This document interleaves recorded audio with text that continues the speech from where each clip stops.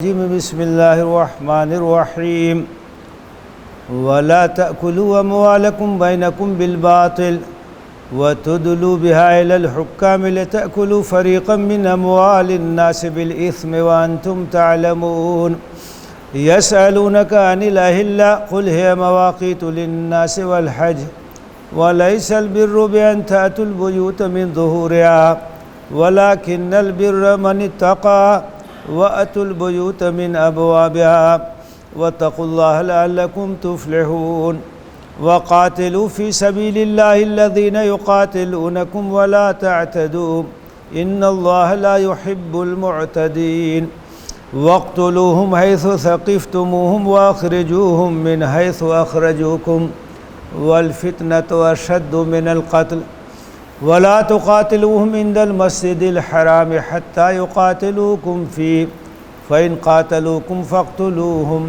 كذلك جزاء الكافرين فإن انتهوا فإن الله غفور رحيم وقاتلوهم حتى لا تكون فتنة ويكون الدين لله فإن انتهوا فلا عدوان إلا على الظالمين الشهر الحرام بالشهر الحرام والحرمات قصاص فمن اعتدى عليكم فاعتدوا عليه بمثل ما اعتدى عليكم واتقوا الله واعلموا أن الله مع المتقين وأنفقوا في سبيل الله ولا تلقوا بأيديكم إلى التهلكة وأحسنوا إن الله يحب المحسنين۔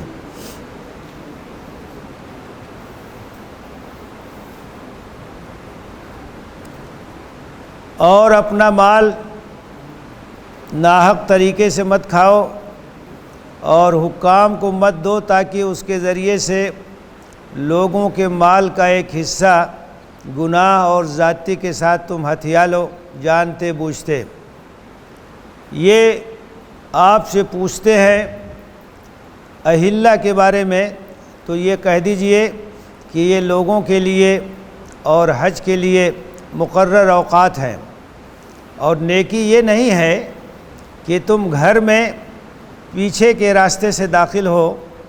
نیکی تو ان کی نیکی ہے جو تقوی اختیار کرتے ہیں، اور گھروں میں دروازوں سے آؤ اور اللہ سے ڈرتے رہو تاکہ تمہیں کامیابی نصیب ہو سکے، اور اللہ کے راستے میں جنگ کرو ان لوگوں سے جو تم سے جنگ کرتے ہیں، اور زیادتی مت کرو، اللہ زیادتی کرنے والوں کو پسند نہیں کرتا، اور جہاں پاؤ ان کو مارو اور وہاں سے ان کو نکالو جہاں سے انہوں نے تم کو نکالا تھا، اور فتنہ تو قتل سے بھی زیادہ سنگین ہے، اور مسجد حرام کے پاس اس سے جنگ مت کرو یہاں تک کہ یہ تم سے وہاں جنگ کریں، تو اگر یہ تم سے جنگ کریں تو تم ان سے جنگ کرو، یہی بدلہ ہے کافروں کا۔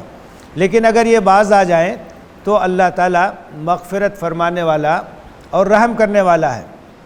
ان سے جنگ کرو یہاں تک کہ فتنہ ختم ہو جائے اور دین اللہ کے لیے خالص ہو جائے، اور اگر یہ باز آ جائیں تو کوئی اقدام نہیں ہے، اقدام تو صرف ظالموں کے خلاف ہے۔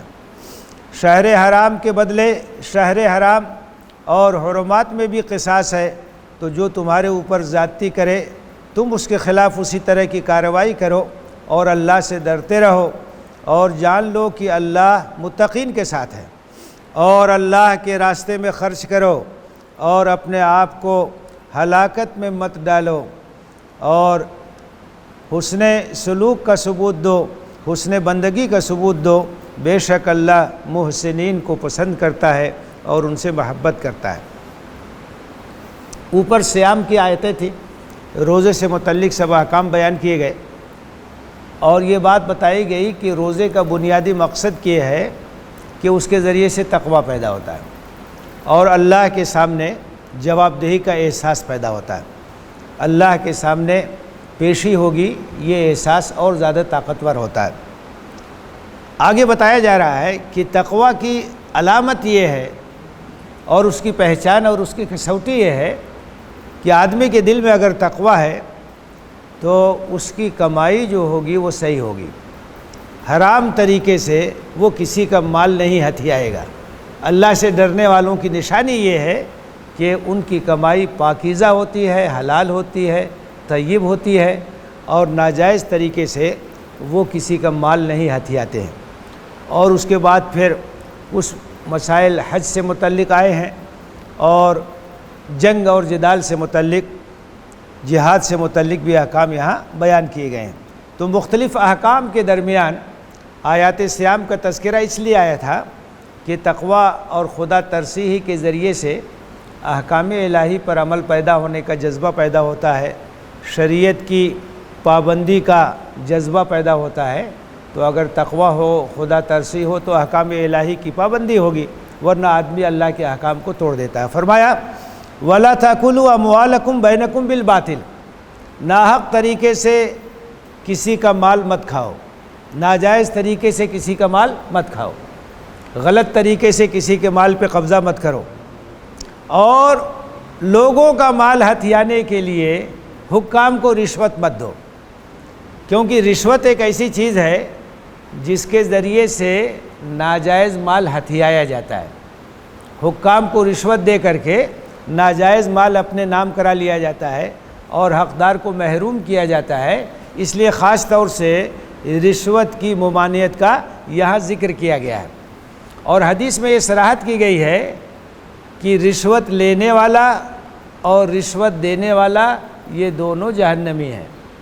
الراشی والمرتشی کلاہما فی النار، رشوت دینے والا، رشوت لینے والا، یہ سب آگ کے حوالے ہوں گے، یہ سب جہنم میں جائیں گے۔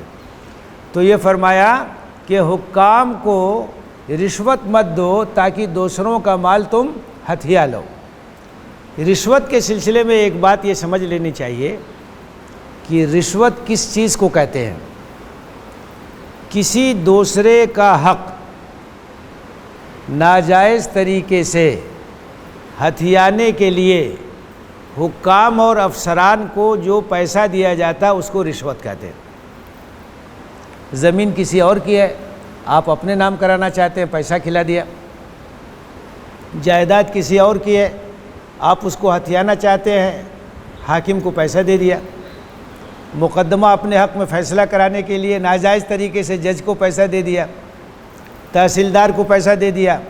کہیں بھی جو حکام کچھ ادھر ادھر کر سکتے ہیں ان کو پیسہ دے کر کے ناجائز مال اپنے نام کرانے کے لیے جو کوشش کی جاتی ہے، اسی کو رشوت کہتے ہیں۔ لیکن کبھی کبھی ایسا ہوتا ہے، جیسا کہ آپ دیکھ رہے ہیں ہمارے ملک میں، کہ اپنا حق لینے کے لیے بھی پیسہ دینا پڑتا ہے، کسی اور کا حق نہیں ہے وہ۔ اب جیسے مان لیجئے کہ کسی کا انتقال ہو گیا، اب وراثت چڑھوانی ہے، اور جو ورثہ ہیں انہی کے نام چڑھوانی ہے، اس میں کوئی ناجائز کام نہیں کرنا ہے، لیکن جب تک کچھ خرچہ نہیں کریں گے وراثت نہیں چڑھے گی۔ تو اگر اپنا مال، اپنا حق لینے کے لیے سسٹم کی خرابی کی وجہ سے حکام کو کچھ دینا پڑے تو ہمارے لیے وہ رشوت نہیں، ہم گنہگار نہیں ہوں گے، ہماری مجبوری ہے وہ۔ ان کے لیے غلط ہے وہ، ان کی تو ڈیوٹی تھی، وہ تنخواہ ہی لیتے ہیں اسی بات کی، وہ لے رہے ہیں، وہ گنہگار ہوں گے۔ لیکن اپنا حق لینے کے لیے اگر ہم کو کہیں خرچ کرنا پڑتا ہے تو یہ رشوت نہیں۔ رشوت کیا ہے؟ دوسرے کا مال ہڑپ لینے کے لیے اگر حکام کو پیسہ دیا جاتا ہے تو اس کو رشوت کہا جاتا ہے، وہ اصطلاح میں رشوت ہے۔ تو فرمایا کہ حکام کو رشوت مت دو دوسروں کا مال کھانے کے لیے، جان بوجھ کر کے ایسا تم کر رہے ہو۔ یسألونک عن الأہلہ، اہلہ جمع ہلال کی، اور ہلال کے معنی چاند کے ہوتے ہیں، بلکہ ابتدائی دنوں کا جو چاند ہوتا ہے نہ اس کو ہلال کہتے ہیں۔ یہاں اہلہ سے مراد کیا ہے کہ کچھ چاند کے مہینے تھے جن کو محترم مہینے کہا جاتا تھا۔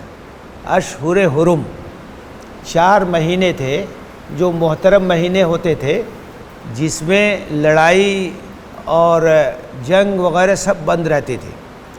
یہ زمانے جاہلیت سے چلا رہا تھا، پہلے سے چلا رہا تھا۔ 4 مہینے تھے۔ یہ کون کون سے مہینے تھے؟ ذوالقعدہ، ذوالحجہ، محرم، یہ ایک ساتھ تینوں مہینے ہیں۔ اور ایک الگ مہینہ تھا، وہ ہے رجب۔ 4 مہینے تھے جن کو محترم مہینے کہا جاتا تھا۔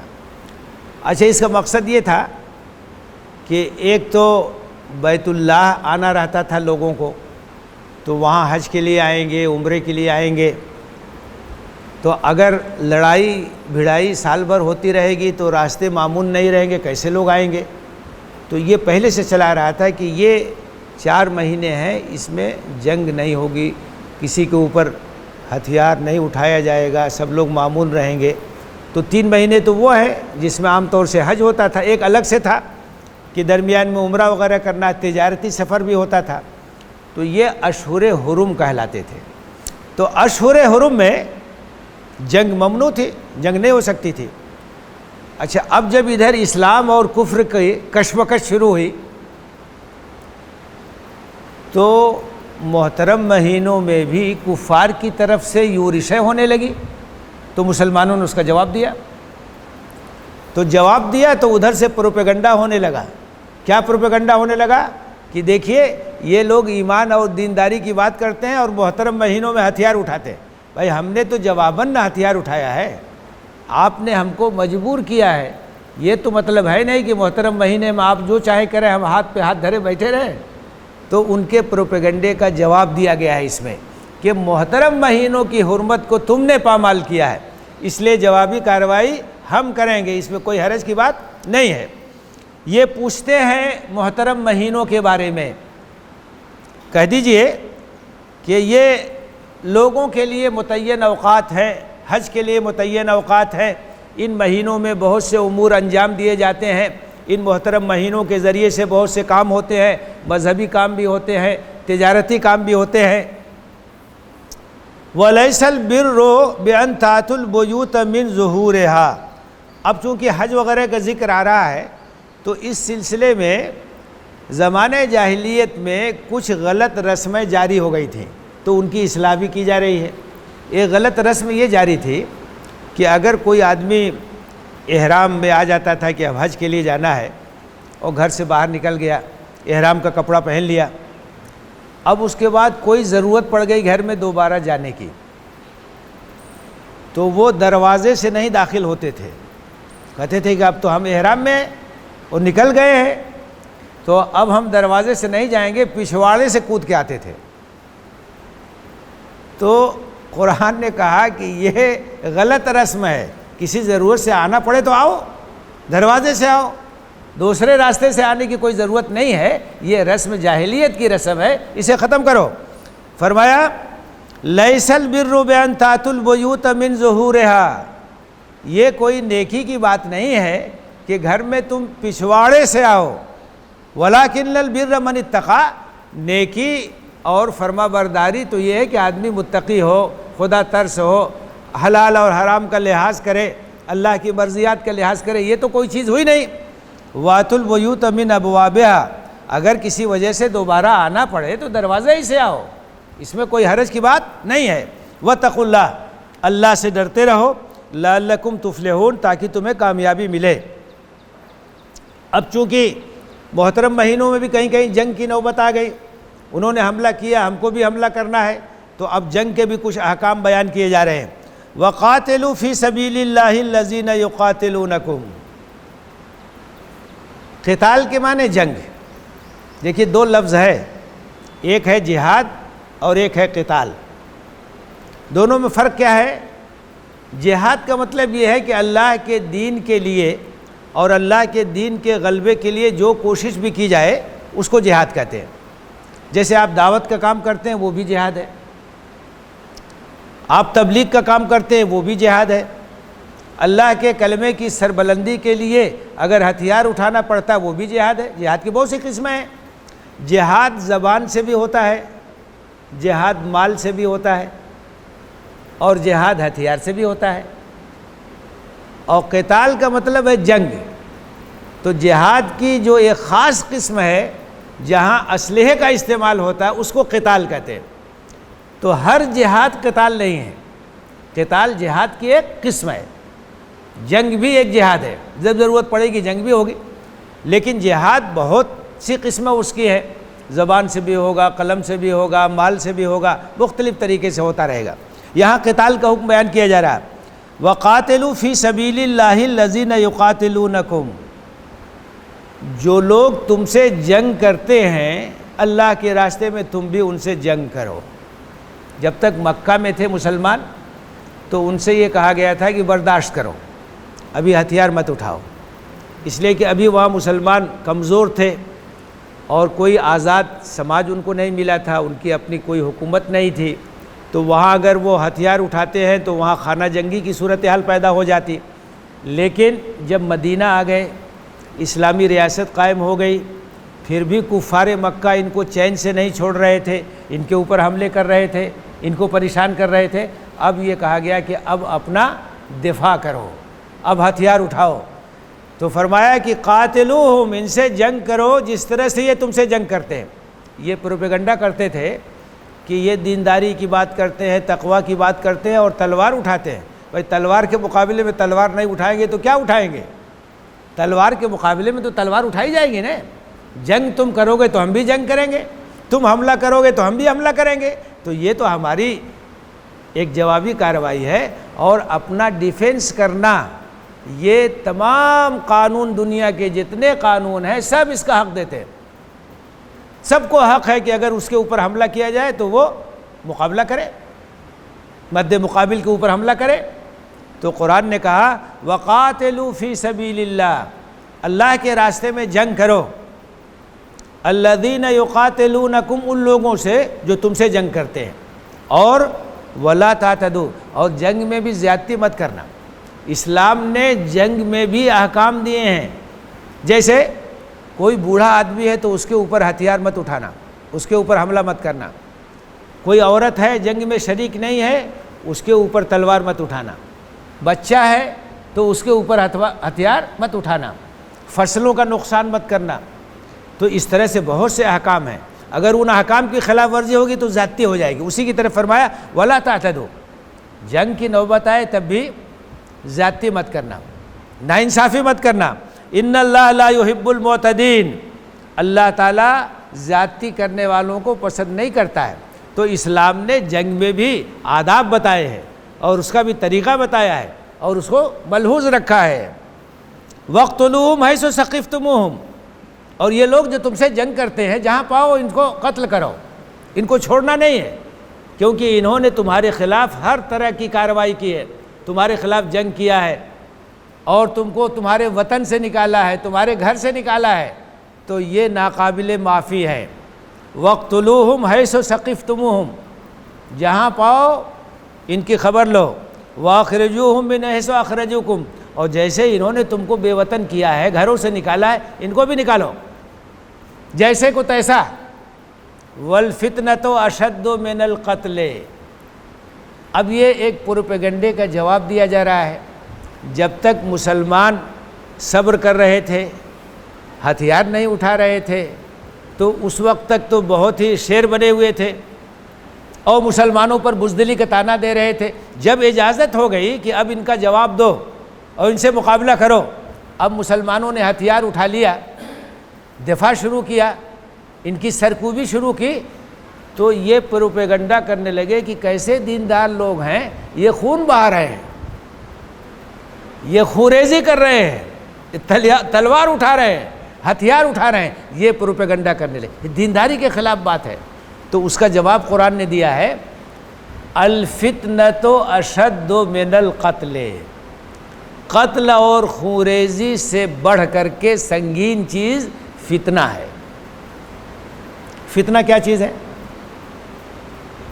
فتنہ کے معنی فساد کے ہوتے ہیں، لیکن یہ قرآن کی ایک خاص اصطلاح ہے۔ فتنہ کا مطلب ہے مذہبی جبر۔ جیسے مکے میں کیا تھا، اگر کوئی مسلمان ہو گیا تو اس کو مارا جاتا تھا، اس کو پیٹا جاتا تھا، اس کو قید کیا جاتا تھا، زبردستی کی جاتی تھی کہ تم جو ہے اسلام کو چھوڑ دو، مرتد ہو جاؤ۔ یہ تو جبر ہے نا۔ انسان کو آزادی حاصل ہونی چاہیے، وہ جو عقیدہ چاہے اختیار کرے، جو مذہب چاہے اختیار کرے۔ آپ کون ہوتے ہیں اس کے اوپر جبر کرنے والے، زبردستی کرنے والے؟ اسی کو قرآن نے فتنہ کہا ہے۔ کہ آپ لوگوں کی آزادیوں کو سلب کر رہے ہیں، لوگوں کی آزادیوں کو چھین رہے ہیں۔ ہر انسان کو یہ حق حاصل ہے اپنی مرضی سے جو مذہب اور جو عقیدہ چاہے وہ اختیار کرے۔ اگر کوئی اس راستے میں رکاوٹ ڈالتا ہے تو وہ فتنہ برپا کرتا ہے، وہ مذہبی جبر کرتا ہے، وہ زبردستی کرتا ہے۔ تو فرمایا جا رہا ہے کہ تم کو یہ تو نظر آ رہا ہے کہ انہوں نے تلوار اٹھا لیا، اور یہ نظر نہیں آ رہا ہے کہ کیوں اٹھایا ہے۔ یہ تلوار اس لیے اٹھائی گئی ہے تاکہ جو لوگ مذہبی جبر کر رہے ہیں ان کا زور توڑ دیا جائے، انسان اور انسان کے آزادی کے درمیان جو لوگ حائل ہیں ان کی طاقت کو ختم کر دیا جائے اور فتنہ کی سرکوبی کر دی جائے، اس لیے مسلمانوں نے تلوار اٹھائی۔ تو دونوں موازنہ کر کے دیکھ لو، قتل اپنی جگہ ہے لیکن اس سے زیادہ سنگین چیز کیا ہے؟ فتنہ ہے، لوگوں کے اوپر ظلم ہے، لوگوں کے اوپر زیادتی ہے، ان کے اوپر تم جبر کر رہے ہو۔ تو اس جبر کو ختم کرنے کے لیے مسلمانوں نے تلوار اپنے ہاتھ میں اٹھائی ہے۔ تو جواب دے دیا وَالْفِتْنَةُ أَشَدُّ مِنَ الْقَتْلِ، قتل سے زیادہ سنگین چیز کیا ہے؟ جبر ہے، زیادتی ہے، ناانصافی ہے۔ وَلَا تُقَاتِلُوهُمْ عِنْدَ الْمَسْجِدِ الْحَرَامِ، اب جہاں مسجد حرام ہے، حدود حرم ہے، وہاں جنگ ونگ سب منع ہے، وہاں جنگ نہیں ہوتی ہے، جو وہاں رہتا معمون ہوتا ہے۔ تو فرمایا کہ دیکھو مسجد حرام کے پاس حدود حرم میں جنگ مت کرو، لیکن اس کا یہ مطلب نہیں ہے کہ وہ ناجائز فائدہ اٹھائیں، وہ سوچیں کہ حدود حرم میں تو یہ ہتھیار نہیں اٹھائیں گے اور ان کے اوپر اٹیک کر دو حدود حرم میں، تو اگر حدود حرم میں تم ہمارے اوپر اٹیک کرو گے تو ہم تمہارا جواب دیں گے۔ فرمایا وَلَا تُقَاتِلُوهُمْ عِنْدَ الْمَسْجِدِ الْحَرَامِ حَتَّى يُقَاتِلُوكُمْ فِيهِ، مسجد حرام کے پاس ان سے جنگ مت کرو یہاں تک کہ یہ جب ابتدا کریں، یہ جنگ کریں۔ اگر جنگ کریں فَإِنْ قَاتَلُوكُمْ فَاقْتُلُوهُمْ، اگر یہ حدود حرم کے اندر تمہارے اوپر حملہ کرتے ہیں تب تم ان کی خبر لو، ان کے اوپر حملہ کرو، کیونکہ اگر تم نہیں کرو گے تو یہ اس سے ناجائز فائدہ اٹھائیں گے۔ اگر وہاں حملہ کریں تو تم اپنا دفاع کرو۔ كَذَلِكَ جَزَاءُ الْكَافِرِينَ، کافروں کی یہی سزا ہے، اگر وہ حرم کے اندر ہم سے جنگ کریں گے تو ہم بھی جنگ کریں گے۔ ایسا ہوا تھا نا، وہاں حرم میں ایک بار قبضہ کر لیا تھا، کچھ لوگوں نے وہاں بڑی خوریزی کی، تو اس کے بعد یہ مسئلہ پیدا ہوا کہ بھئی یہاں ان کو مارا جائے کہ نہ مارا جائے۔ تو وہاں علماء نے کہا کہ بھئی یہاں مسجد حرام کے اندر یہ فتنہ پیدا کر رہے ہیں تو ان کو جو ہے نشانہ بنایا جا سکتا ہے، پھر ان کے اوپر حملہ ہوا اور فتنہ ختم ہوا۔ تو مسجد حرام میں ہم ابتدا نہیں کریں گے، حدود حرم میں ہم ابتدا نہیں کریں گے، لیکن کوئی دشمن اگر حملہ کرے گا تو ہم اس کا جواب دیں گے۔ وَقَاتِلُوهُمْ حَتَّى لَا تَكُونَ فِتْنَةٌ وَيَكُونَ الدِّينُ لِلَّهِ۔ اب دیکھیے یہاں اسلام میں جو جنگ ہے اس کی حکمت بیان کر دی گئی، اس کی غرض اور اس کی غایت بیان کر دی گئی۔ یہاں ظاہر ہے کہ جو سیاق ہے تو یہ مشرکین مکہ کا مسئلہ چل رہا ہے، وہاں سے نکالے گئے تھے مسلمان، تو فرمایا وَقَاتِلُوهُمْ حَتَّى لَا تَكُونَ فِتْنَةٌ، ان سے جنگ کرتے رہو یہاں تک کہ فتنہ ختم ہو جائے۔ اور فتنہ کی تشریح آ گئی، یعنی یہ جو جبر کی کیفیت ہے، انسانوں اور ان کے آزادی کے درمیان جو لوگ حائل ہیں، جو طاقتیں حائل ہیں، ان کا زور ہمیں ختم کرنا ہے، ان کی طاقت کو ہمیں ختم کرنا ہے۔ تو جنگ کا مقصد کیا ہے؟ فتنہ کی سرکوبی، ظالمانہ جو نظام ہے اس کو ختم کرنا ہے۔ تو ان سے جنگ کرو یہاں تک کہ فتنہ ختم ہو جائے اور دین، قانون اللہ کا نافذ ہو جائے۔ آپ اسلامی تاریخ اٹھا کے دیکھیں گے تو جو مسلمانوں نے جنگ کی ہے جزیرۃ العرب سے باہر یا مشرکین مکہ کے علاوہ، تو وہاں پہ کئی آپشن ہوتا تھا۔ ایک تو یہ ہوتا تھا کہ بھئی اگر تم مسلمان ہوتے ہو تو مسلمان ہو جاؤ، کلمہ پڑھتے ہو تو کلمہ پڑھ لو۔ اگر مسلمان نہیں ہونا چاہتے، ہم جبریہ کسی کو مسلمان نہیں بناتے، زبردستی کسی کو کلمہ نہیں پڑھانا۔ اگر تم اپنے مذہب پہ رہنا چاہتے ہو رہو۔ دوسری شکل کیا ہوتی تھی؟ اسلامی حکومت کی تابع داری کو قبول کر لو، جزیہ دینے کے لیے تیار ہو جاؤ۔ یہ دوسری شکل رکھی جاتی تھی۔ اس کے بعد یہ ہوتا تھا کہ اگر یہ بھی منظور نہیں ہے تو ہمارے اور تمہارے درمیان تلوار فیصلہ کرے گی۔ یہ 3 چیزیں ہوتی تھیں۔ کلمہ پڑھتے ہو پڑھ لو، لیکن کوئی جبر نہیں اگر پڑھنا چاہتے ہو کوئی بات نہیں، اپنے دین پہ رہو، لیکن اسلامی حکومت کی تابعداری قبول کر لو اور جزیہ دینے کے لیے تیار ہو جاؤ، اور یہ بھی منظور نہیں ہے تو میدان جنگ میں فیصلہ ہوگا۔ یہ عام طور سے عمل رہا ہے۔ لیکن جو مشرکین مکہ تھے، جزیرۃ العرب کے اندر جو مشرکین تھے، ان کے لیے بس 2 ہی راستہ تھا۔ اسلام قبول کرتے تو ٹھیک، ورنہ لڑنے کے لیے تیار ہو جاؤ۔ وہاں جزیہ کے سوال نہیں، کیوں؟ وہاں صرف 2 آپشن تھا، مسلمان ہوتے تو ٹھیک ہے، ورنہ جنگ کے لیے تیار ہو جاؤ۔ کیوں؟ اس لیے کہ رسول انہی کے درمیان میں سے آیا، ان کے اوپر حجت تمام ہو گئی۔ خانہ کعبہ اور اس کے پاس کا جو علاقہ ہے وہ توحید کا مرکز تھا جو حضرت ابراہیم نے بنایا تھا، اس کو ان لوگوں نے شرک سے آلودہ کر دیا تھا۔ اس لیے جزیرۃ العرب کو شرک سے پاک کرنا ضروری تھا، وہاں کسی اور مذہب کی اجازت نہیں ہو سکتی تھی۔ ان کے اوپر ہر طرح سے حجت تمام تھی، اس لیے ان کے لیے 2 ہی چیز تھی، امرت ان اقاتل الناس حتی یشہدوا اللہ الہ الا اللہ وان محمدًا عبدہ ورسولہ۔ یہ مشرکین عرب کے بارے میں نبی صلی اللہ علیہ وسلم نے کہا، مجھے حکم دیا گیا ہے کہ میں ان سے جنگ کروں، الا یہ کہ مسلمان ہو جائیں۔ نہیں مسلمان ہوتے ہیں تو یہاں کوئی اور دین نہیں رہ سکتا، جزیرۃ العرب پورا جو ہے اسلام کے قلمرو میں رہے گا۔ تو ان کے لیے صرف 2 ہی راستہ تھا، یا تو لڑنے کے لیے تیار ہو جائے، یا مسلمان ہوتے ہیں تو مسلمان ہو جائے، باقی عام دنیا کے لیے جزیہ دینے کا راستہ موجود تھا۔ اس کی وجہ کیا تھی؟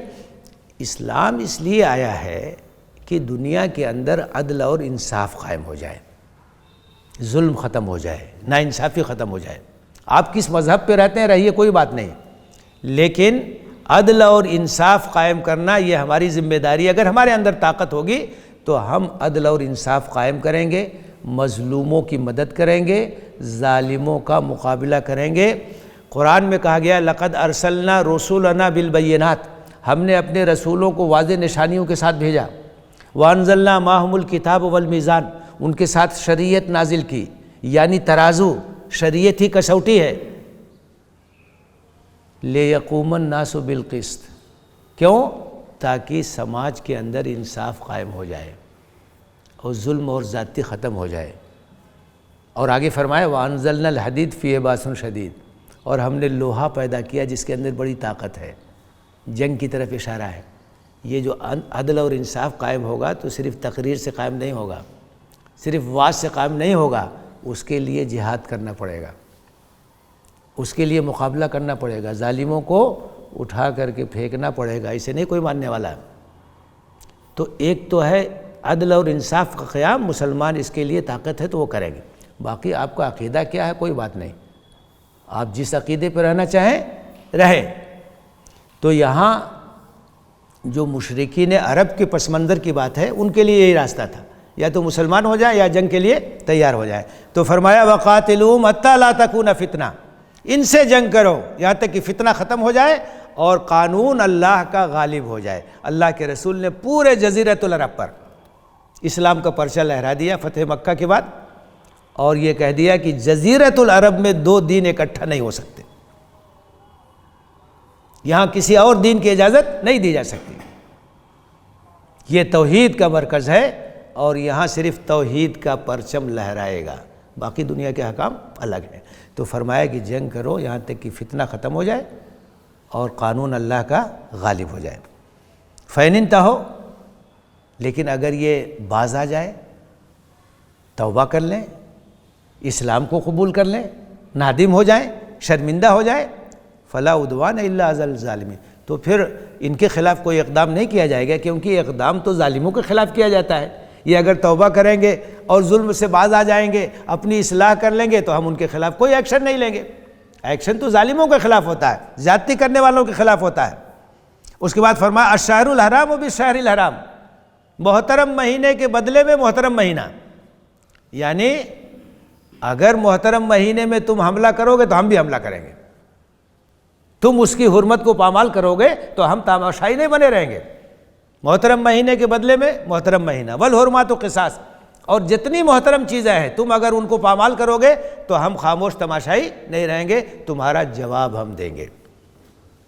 فمن اعتدی علیکم فاعتدوا علیہ بمثل ما اعتدی علیکم، اگر تمہارے خلاف کوئی زیادتی کرتا ہے تو اس کے خلاف ایکشن لو، اسی طرح سے اس کا مقابلہ کرو، اس کا زور توڑو، اس کی طاقت کو ختم کرو۔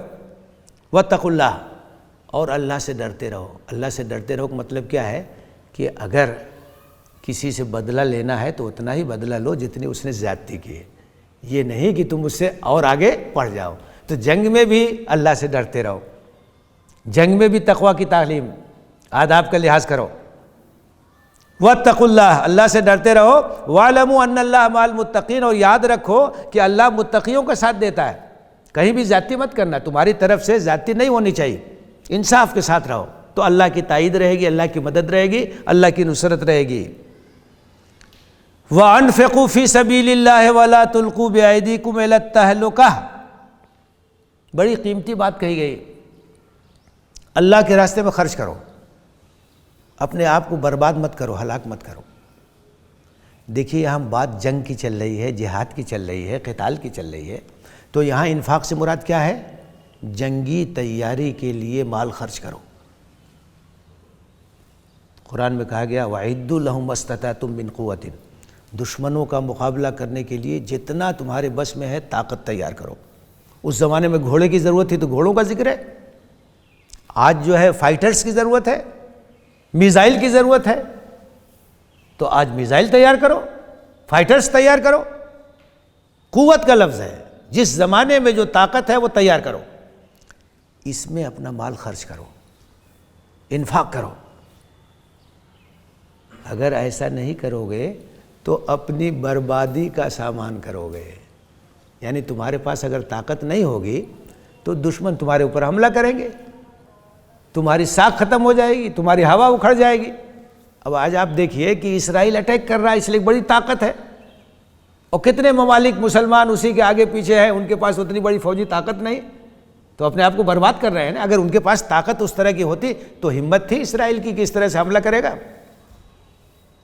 تو کتنی اہم بات کہی گئی ہے کہ جنگ کے لیے انفاق کرو، دشمنوں کے مقابلے میں تیاری کرو، اپنا مال خرچ کرو، اپنے آپ کو ہلاکت میں مبتلا مت کرو۔ یعنی اگر انفاق نہیں کرو گے، جنگی تیاری نہیں کرو گے تو دشمن کے لیے لقمہ تر بن جاؤ گے، جب چاہے گا تمہارے اوپر حملہ کرے گا، جب چاہے گا اٹیک کرے گا، تمہاری بستیوں کو تباہ و برباد کر دے گا، جانی مالی ہر طرح کا نقصان پہنچائے گا۔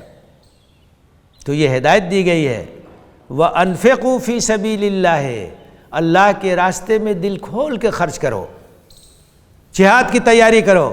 وَلَا تُلْقُوا بِأَيْدِيكُمْ إِلَى التَّهْلُكَةِ، اور اپنے آپ کو ہلاک مت کرو، برباد مت کرو، خودکشی مت کرو، بربادی کو دعوت مت دو۔ وَأَحْسِنُوا، اور حسن بندگی کا ثبوت دو۔ یہ بھی حسن بندگی ہے کہ جہاد کے لیے خرچ کیا جائے، اللہ کے راستے میں انفاق کیا جائے، جب جس چیز کی ضرورت ہو اس کی تکمیل کرنا، یہ حسن بندگی کا تقاضا ہے۔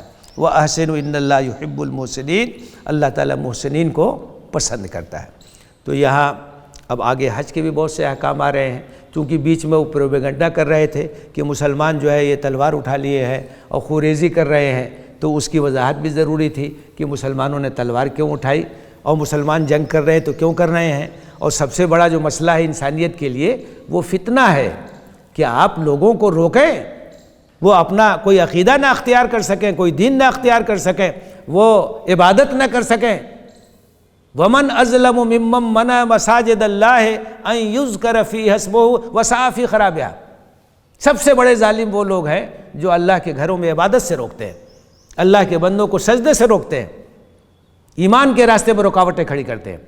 تو مسلمانوں نے تلوار اٹھائی، اسلام نے جنگ کی جو اجازت دی اس وجہ سے دی کہ جتنا فتنہ ہے وہ سب ختم کیا جائے، اور ظلم اور زیادتی کی جو شکلیں ان کو ختم کیا جائے، اور انسانوں کو آزادی دے دی جائے، وہ آزاد ماحول میں رہیں، انصاف ہو، عدل ہو، جس مذہب کو چاہے اختیار کریں، کوئی بات نہیں۔ البتہ جزیرۃ العرب کا مستثنیٰ، اس کا استثناء تھا اس میں کہ وہاں توحید کے علاوہ کوئی اور چیز نہیں ہو سکتی۔ ان کے لیے صرف یہی راستہ تھا، یا تو اسلام قبول کرے یا لڑائی کے لیے، جنگ کے لیے تیار ہو جائے۔ تو اس طرح کے جو شبہات تھے ان آیتوں میں ان کا ازالہ کیا گیا ہے، اور آگے بہت سے احکام ہیں جو حج وغیرہ سے متعلق آئیں گے۔ وآخر دعوانا ان الحمد للہ رب العالمین۔